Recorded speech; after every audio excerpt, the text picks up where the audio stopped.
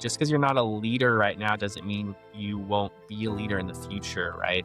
Just because you don't think you even have the capacity to lead right now doesn't mean you can't learn the skills, the behaviors. It's said that if you stop being curious, you stop growing. I'm David Wiley. This is Dave Wants to Know.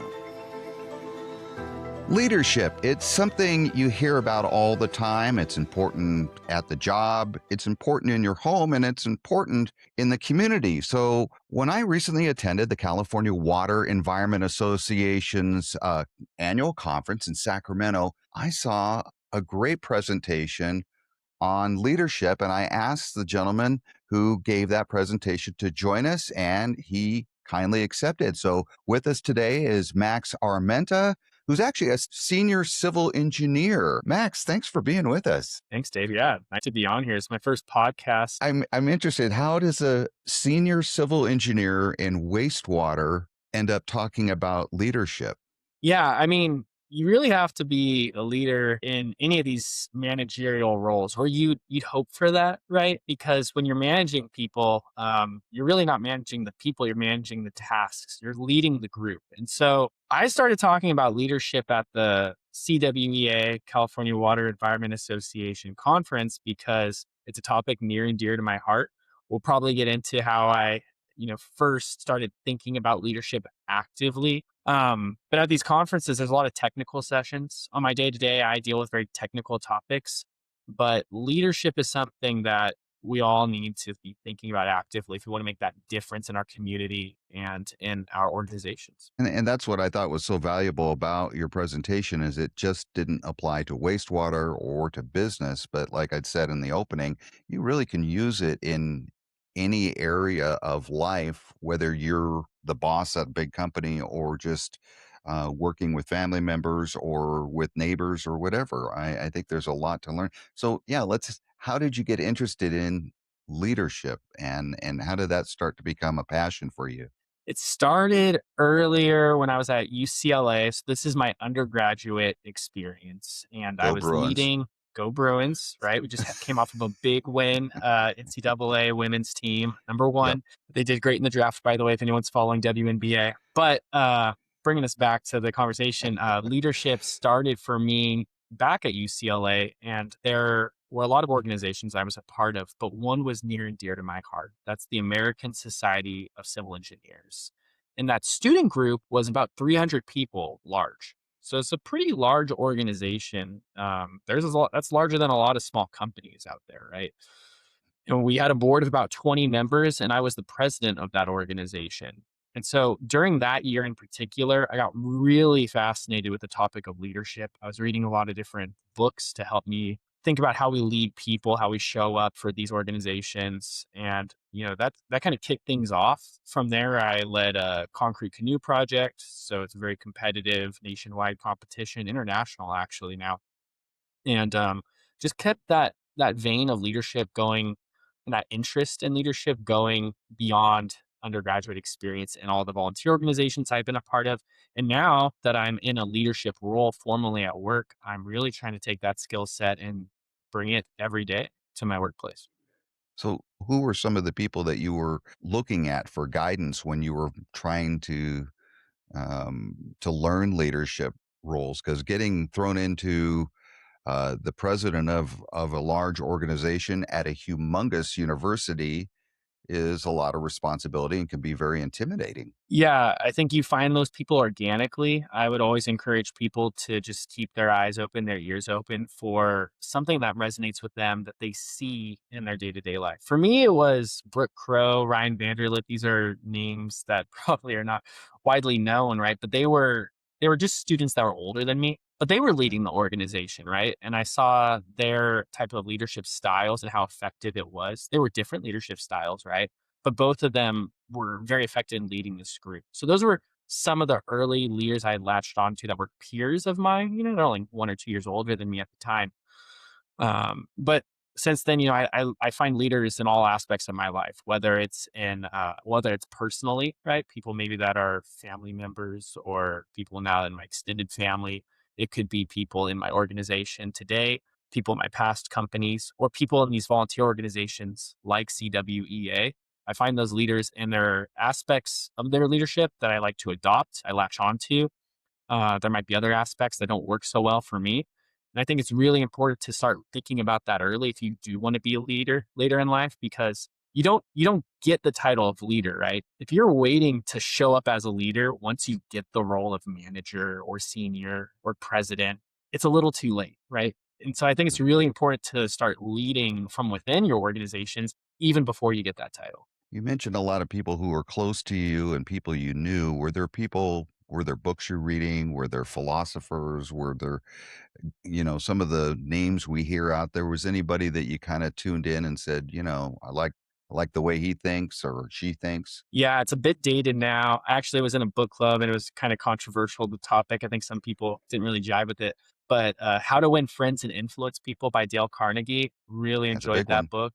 Yeah, Yeah, it's one of the first ones I got. It got me really thinking about this topic, how you influence and lead people. Seven Habits. So again, getting back to the classics, Seven Habits of right. Highly Effective People, also a good one. But from there, just I think really just digging in and reading widely is important. I read a couple of them recently, like The Dichotomy of Leadership. Really enjoyed that book. Brene Brown does great work. Dare to Lead is one of my favorites from her.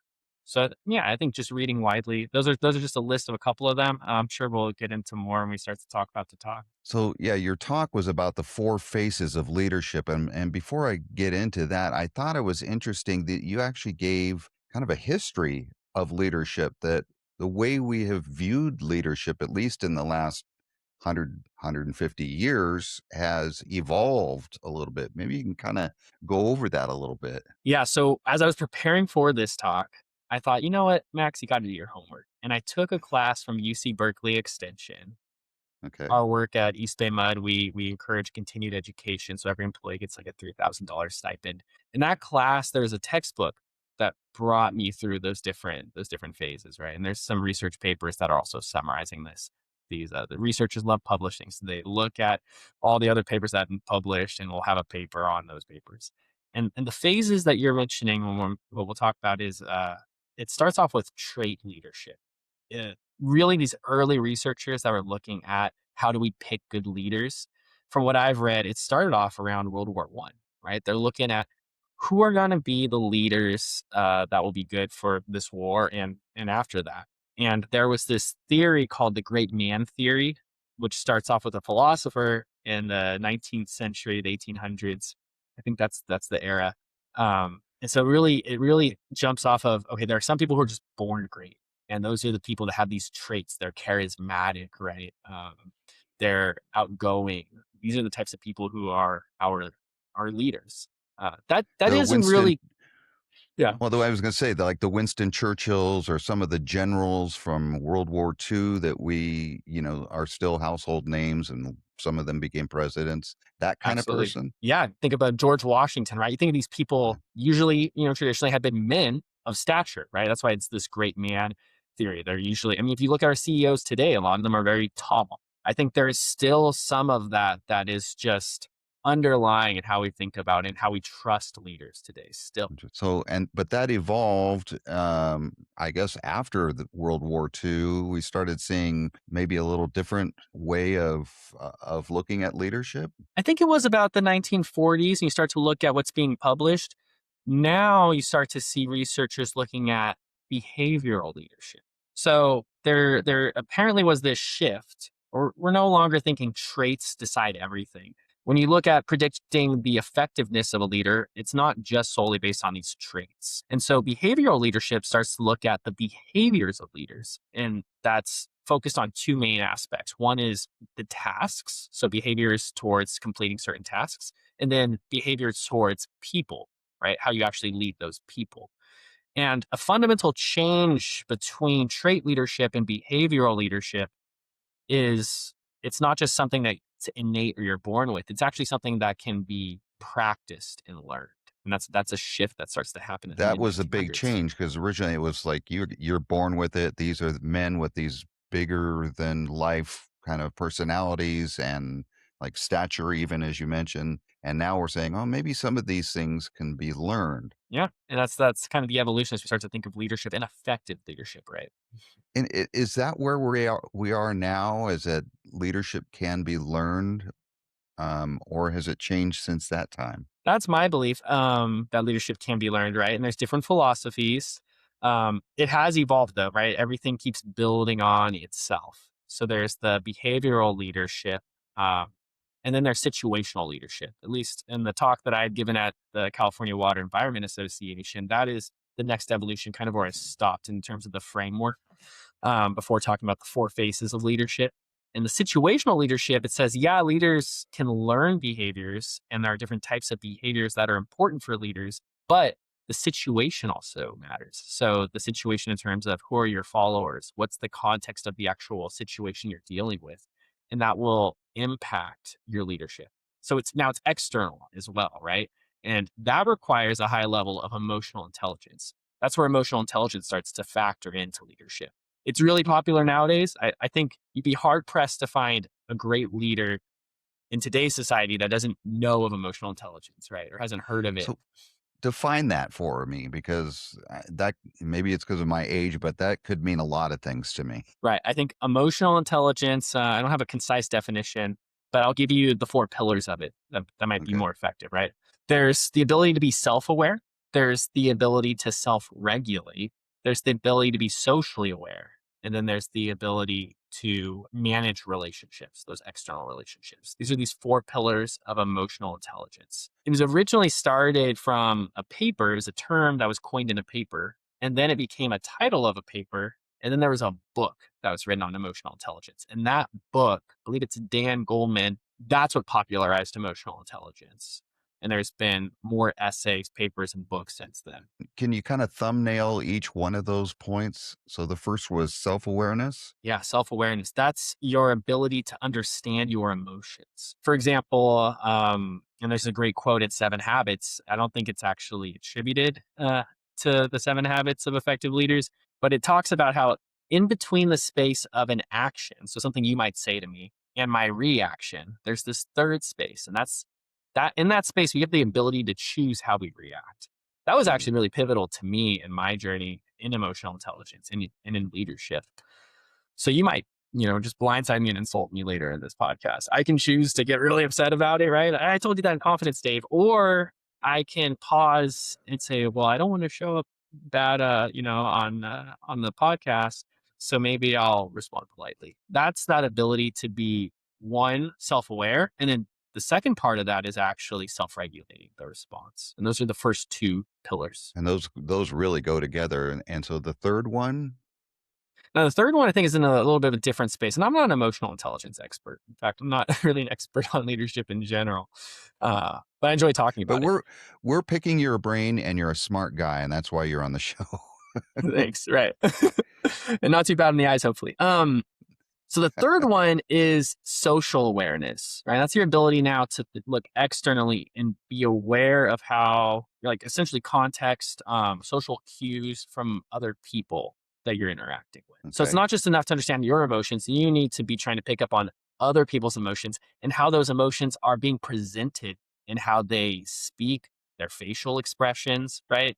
Hmm. What they're saying and what they're not saying. And that takes a lot, right, to be able to do that effectively. That's that social awareness. That's the third one. The So fourth.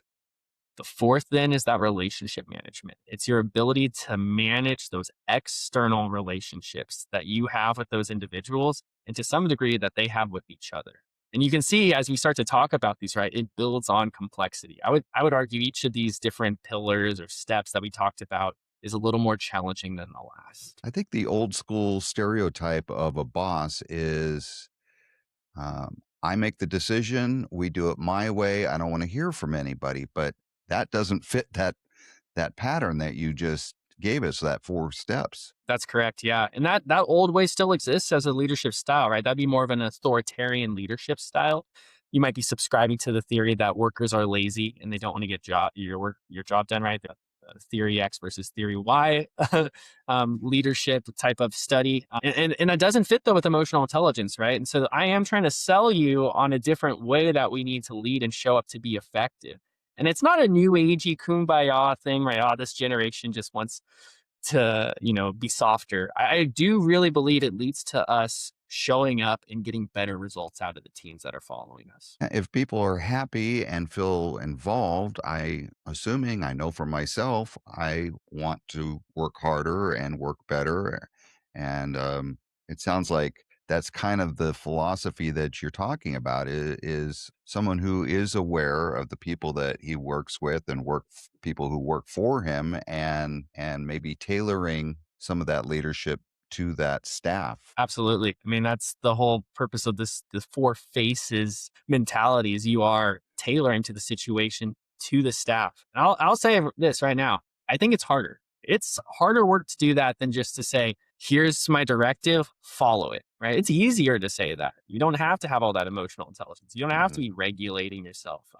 It is harder. I'll say that, but I do believe the investment is worth it. Okay, so I kind of already opened the door up to the four faces of leadership, and that was kind of the center of your presentation that I saw in Sacramento. So, what are the four faces? And let's go through each one individually and see what they mean. Yeah, let's get into it. I mean, this is something I've been thinking about for a while, right? I gather you've been thinking about this podcast for a while. You started it. I've been thinking about this leadership talk for a while, and I'm a big runner, so I'll go on runs, long runs. And this originally started because of my experience leading these student-led competitions, these volunteer organizations like Mhm. ASCE, like CWEA. And I've been thinking, okay, this is a way that I've been showing up as a leader. And this is a framework. That's all this is really. It's a framework on how you think about your interactions with your followers, depending on the situation and the context. So the four phases, nothing groundbreaking. I think all these components are out there in books, in literature, in blogs, but the combination of them, I have yet to see all four of these put together. Those four, So those this is four things, something. yeah. This is actually something that you came up with based on your research, Yeah, and all these individual components exist. I'm just kind of gluing these four pieces together, right? right? So it's leading from the front, leading from the back, leading from the side, and leading from the pack. And yes, it does have a sing-song rhyme to it, which makes it a little more catchy, right? I've seen leading from the front and back commonly put together. I've seen leading from the front, back, and side in some of this horse leadership books and practices that are out there. Leading from the pack is something that exists as well. John C. Maxwell has a great book called 360-Degree Leader. That is Yep. exactly what I'm talking about when I talk about leading from the pack. But gluing all four of these together in a framework, I think, is very useful because all four, I would argue, you can slide in and out of. Okay, so let's go over the four and then see how they all work together. Leading from the front, what does that look like? So leading from that front is that you said the word earlier, right? It's that general. It's the person who's charging in um, and showing how it's done. You're leading by example. That's leading And it from the may be front. that larger than life kind of person, the head of the CEO of a company or something. Yeah, absolutely. I mean, if you've been watching, some of these older movies, you see that general charging in. I was talking about Yeah, during my presentation, how I watched 300, and it's the king that's leading the charge, right? But right. it can be the CEO who is stepping into the boardroom and is just demonstrating, right, that prowess or that leadership, that's setting forth the vision. I'd like to think of it as people who are task doers, right? So maybe you're a Hmm. project manager, and you need something done a certain way, and you maybe have an inexperienced team, a newer team, or it's just so important that you get this done the right way because there's very low room for error. That might be leading from the front where you actually kind of are showing everyone else. And it's not just doing the work, it's doing the work with the intention that your followers are watching you, and they're being inspired by what you're doing. And you're trying to inspire them to do that. I would say that that sounds like it potentially could be dangerous because you can also take that nobody else can do this. I'm going to do it all myself, which that doesn't help anyone either. You're 100% correct, Dave. And I think that's why leveraging different styles is so important. People who just lead from the front very quickly could fall into the trap of micromanaging or just doing it all themselves. And then you're not building up that competency in your team. I think that, and when you talked about the four faces, I think I like that you weren't saying you're one or the other. That these actually can be used in different situations with different people. So one person can be using all of these leaderships, or two or three of them, and be an effective leader. Yeah, Yeah. that So that's the point. yeah, number two is leading from behind, which sounds really strange at first. At first time I heard that. Yeah, yeah. No, leading from behind, leading from the back, it's the inverse of leading from the front, right? An example that I gave, and I love it because I'm a Boy Scout, I'm an Eagle Scout. So we did a lot of hiking. If Yeah. you There you go, yeah. And it's not showing because you got to get that right angle, Two but Eagle Scouts here together. yeah, we got a nest. Um, but if you've gone hiking, you put your strongest hiker in the back, right? And that's what leading from the back really is you're playing cleanup, you're being able to sweep where you need to step in. It's allowing you to observe and act for what your team needs you to do. So that's what leading from the back is in a I think nutshell. you used the example of a shepherd, that a shepherd, is not in the front of his flock because uh, he's generally behind them, making sure they stay in line and go where they're supposed to go, giving them direction. Yeah, it's a perfect example because you wouldn't Yeah. think of any of these sheeps being the leader. It's the shepherd that's the leader, but you're right, leading from the back. Yeah, interesting. Now, what about the person in the middle, in the pack? What what is that kind of person, and how does that leadership work? Yeah, leading from the back, I think, requires the highest level of emotional intelligence. It is usually a style you're using when you have the least amount of control or power. So, leading from the pack, I like to think of these people a lot of times if they're doing it organically without intentionally thinking about leading from the pack, right? These people would be the natural born leaders. These are the people who are stepping up when they're needed. If we go back to that hiking analogy, right? This could be if you're on a hike with a big group, it's that person who's looking around and seeing that their peer is running low on water or tired. They're speaking up saying, hey, like maybe we should slow down, right? They're not actually assigned to be the leader, but they're showing up in that capacity. It requires you to be able to lead up, right? So you might have to like lead up to your supervisor. It also requires you to lead down and lead side to side with your peers. People who might not be willing to just accept what you're telling them because maybe they're vying for a position or maybe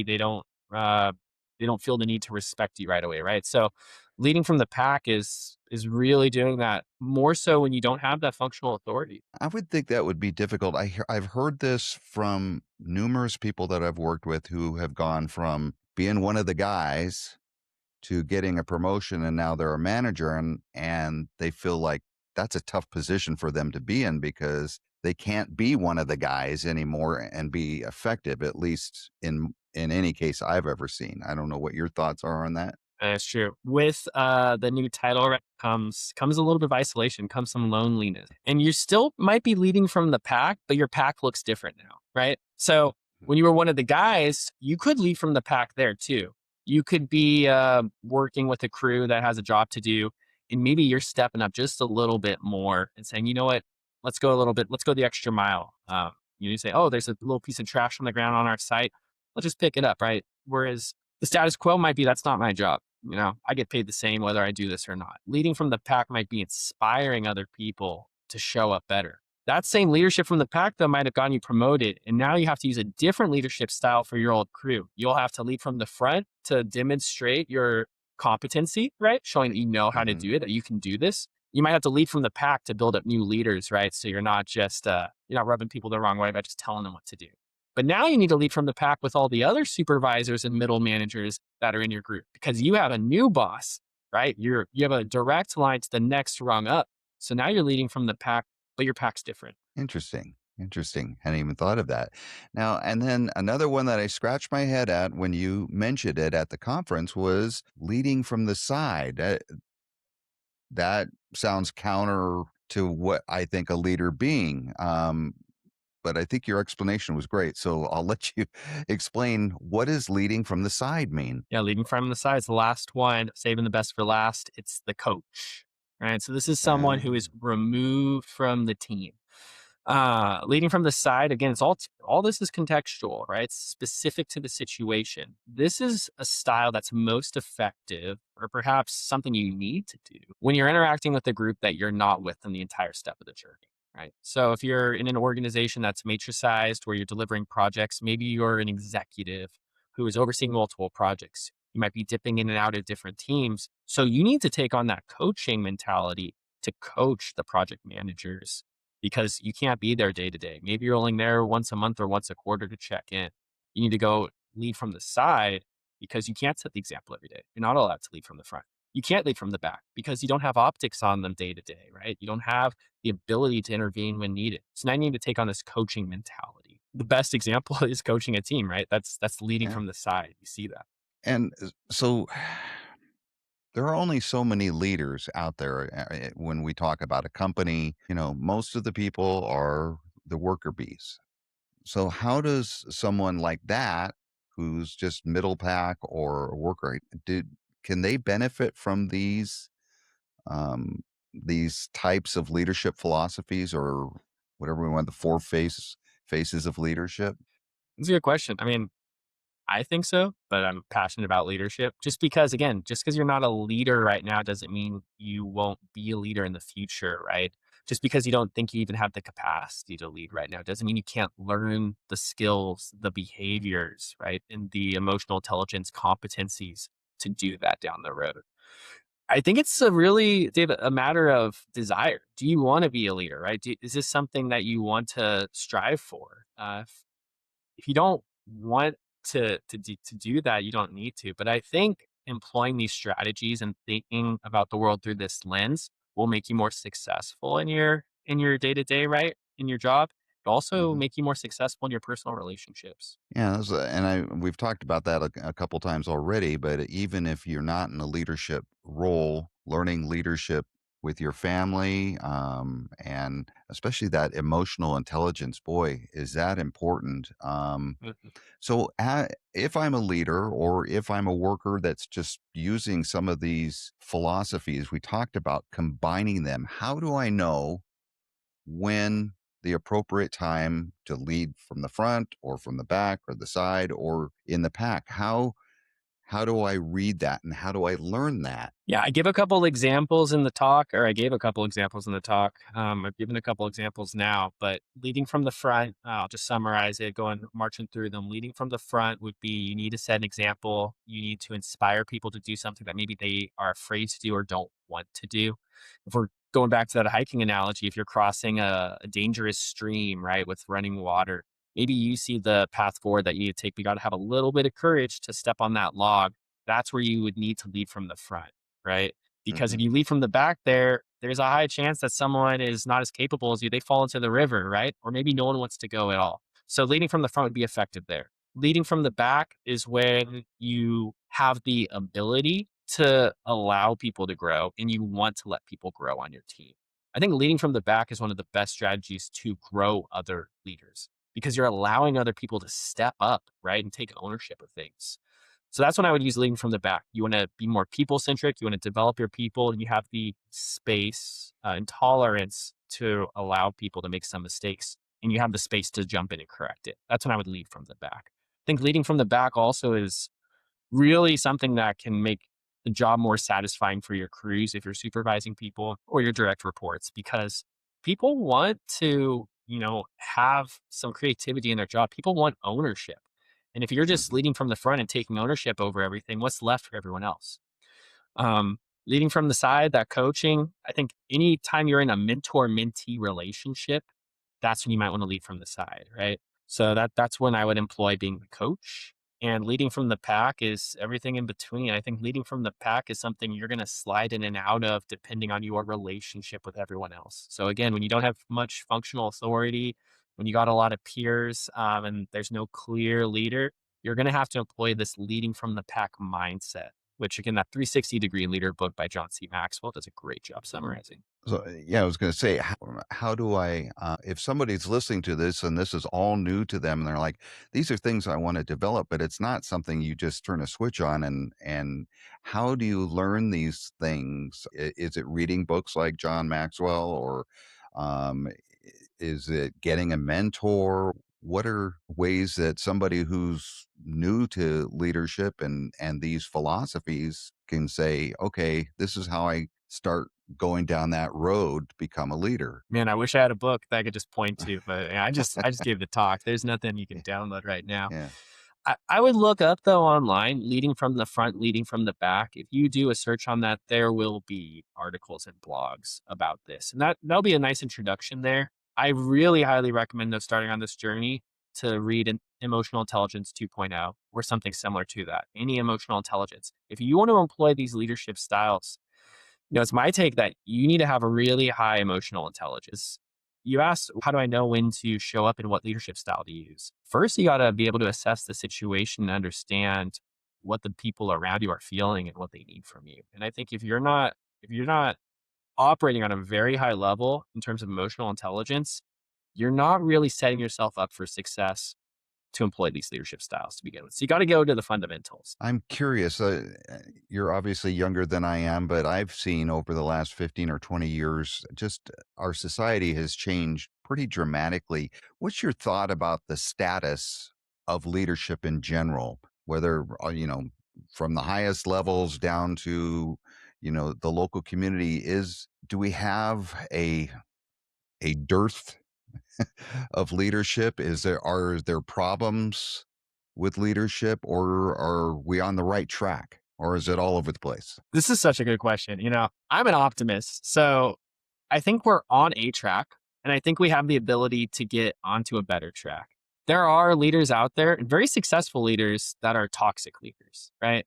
These are the types of leaders who have followers. They're very inspirational to those followers or influential to those followers, but it's maybe not to the betterment of society. That's what you call a toxic leader. That's a leadership style in itself. You have other types of leaders like ethical leaders, servant leaders, right? But if we get back onto the track of like just effective leaders that are not harming people, whatever you call that, that exists still today too. I don't think you see a lot of that in social media or in the news because it's not as flashy, maybe, right?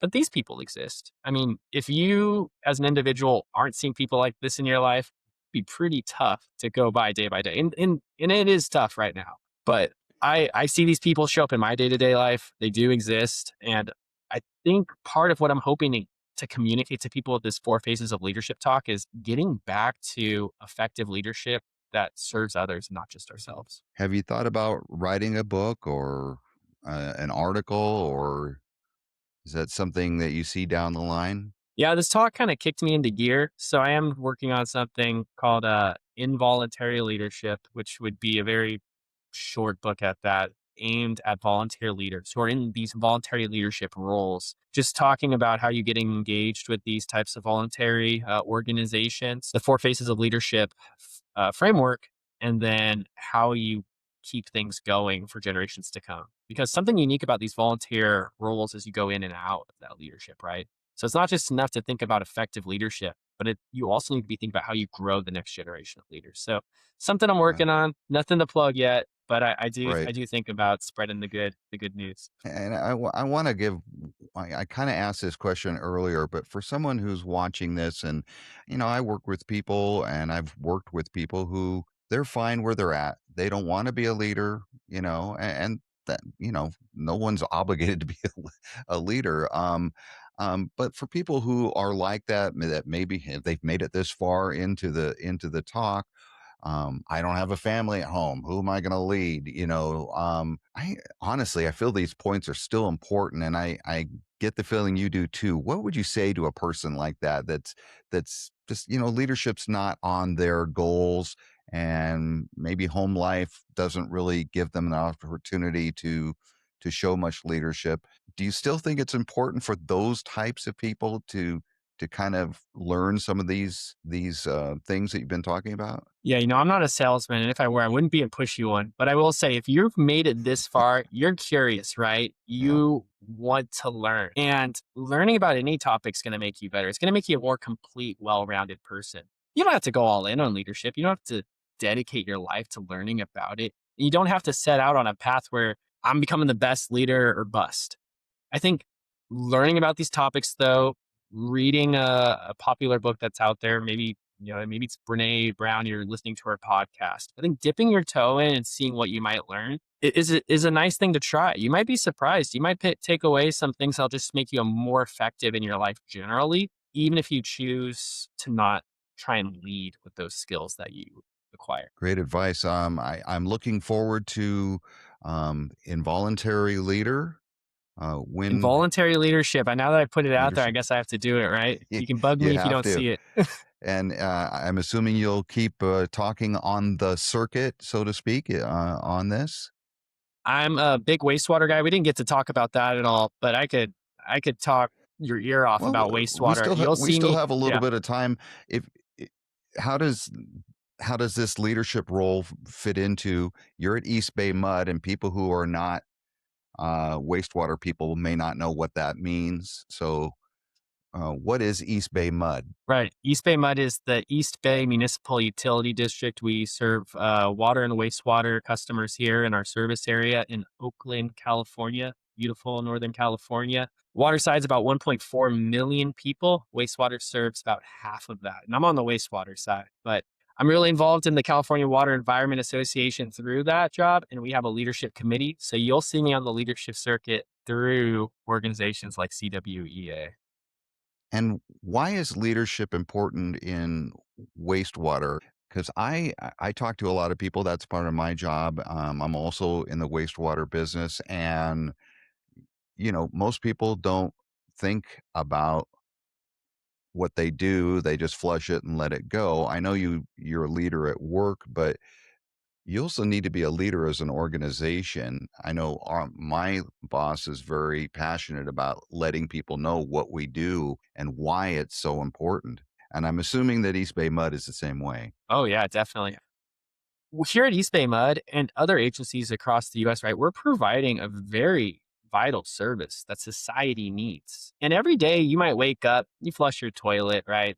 It flushes the same, unless you're doing something wrong with your toilet. But you might be paying higher rates, right? Because costs are increasing for materials, for labor, what have you. Hmm.